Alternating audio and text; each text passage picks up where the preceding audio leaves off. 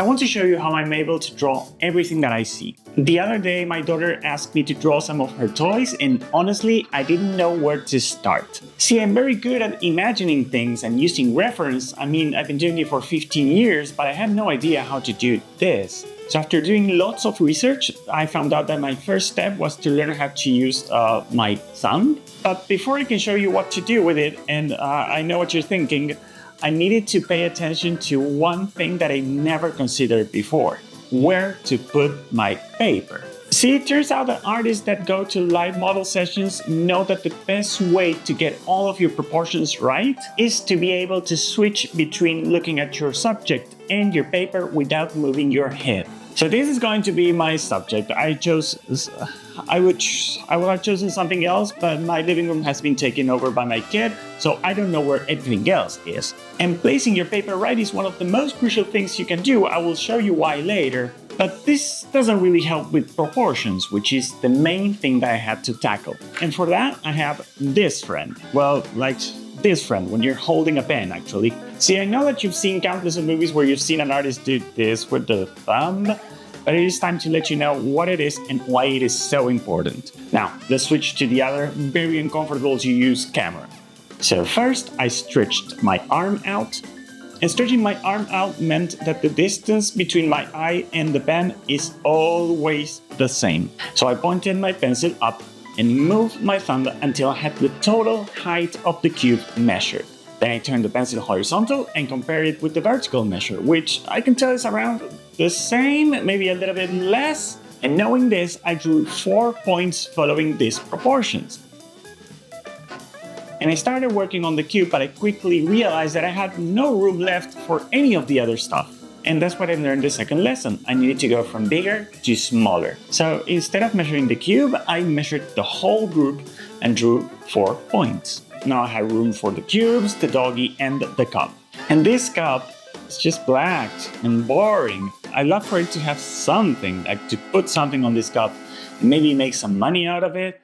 And for that, today's sponsor, Printify, is here to help. You can create a free account and choose between 1,000 products, including mugs and blankets and hoodies and magnets. And they also offer some of the best prices in the market. For example, they have these t-shirts going for under $15 that people are selling on Etsy for more than $30. You just have to choose a design that you like and put it on any product in the catalog.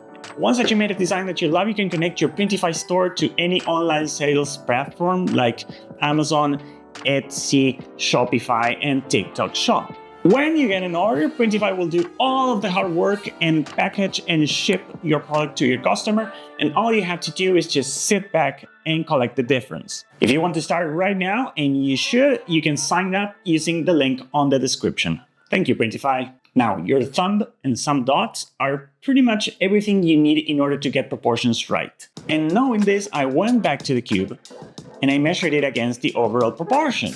So I drew the 4 points that it was going to fit the cube in, but the cube is pretty much all angled lines. And I can draw pretty much any cube from any angle by just using my imagination, but in this particular case, I needed to draw this cube from this angle. Thankfully, I learned of 2 different things that you can do. The first one was tackle every angled line like a right triangle. I measured the distance between all vertical lines, drew them, and then measured the horizontal and vertical lines of the triangle to get the angle right. Which made me wonder if these shapes outside these objects had other purposes. And I found the answer later, but there was another technique that I liked a lot more. And this is where having the page close to the object became really useful. Because what I did was draw over the object a few times to learn the motion of this particular angle needed. And then I did it. It took a few tries, and sometimes I did it like that, and sometimes I did the motion while looking at the object, making sure that I have the page within eyesight. Now, at this point, I couldn't believe that I went through all of that trouble just to draw one cube. It was going to take forever to do the rest. But what I didn't know was that the solution to this was right in front of me. Because now that I had this cube, I could measure everything else by using it. Just like when artists measure people using heads, once I had this cube, my anchor, I could measure anything. And I truly mean it, because the size of whatever you're trying to do has nothing to do with your drawing. What matters is how it compares to your anchor from your perspective. This cube is not bigger than this cup, but from your perspective, it now is. Period. So now I knew the measure for every other object in my group.